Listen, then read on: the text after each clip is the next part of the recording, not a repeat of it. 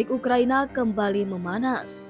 Rusia dikabarkan siap meluncurkan rudal balistik antar benua RS-24 Yars dalam latihan militer yang disebut-sebut juga sebagai bentuk intimidasi terhadap Ukraina dan NATO. Di saat yang sama, serangan drone terbesar sejak invasi 2022 mengguncang beberapa wilayah Ukraina.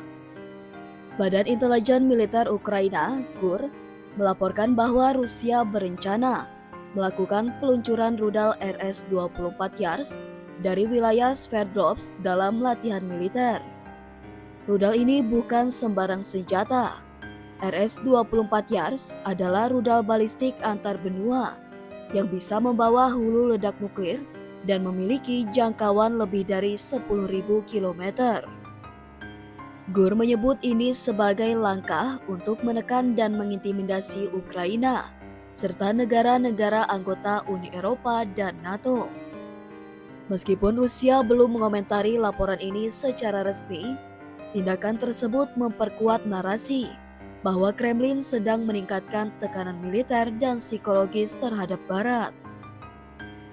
Di tengah kebuntuan diplomatik dan medan perang yang makin brutal di Ukraina Timur, peluncuran rudal ini bisa menjadi sinyal kuat kepada AS dan NATO bahwa Moskow tidak akan mundur. Tak hanya ancaman nuklir, Rusia juga meluncurkan serangan drone terbesar sejak invasi skala penuh tahun 2022.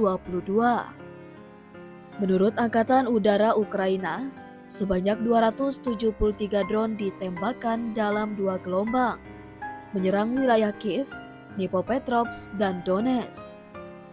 88 drone berhasil dicegat, 128 lainnya diduga disadap secara elektronik.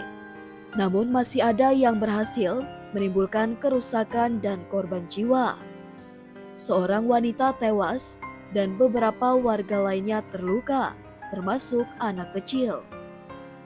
Peristiwa ini terjadi hanya beberapa hari setelah perundingan damai pertama antara Rusia dan Ukraina dalam beberapa tahun terakhir berlangsung di Istanbul. Sayangnya, pertemuan tersebut berakhir tanpa kesepakatan gencatan senjata.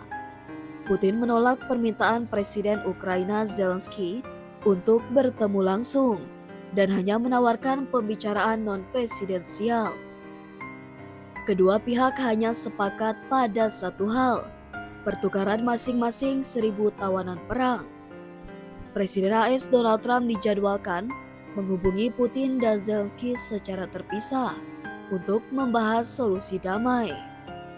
Namun banyak pihak skeptis apakah tekanan diplomatik saja cukup untuk menghentikan eskalasi militer yang kini melibatkan ancaman nuklir dan serangan udara besar-besaran. Apalagi Rusia tampaknya ingin menunjukkan bahwa mereka masih memiliki banyak kartu as untuk menggertak Barat.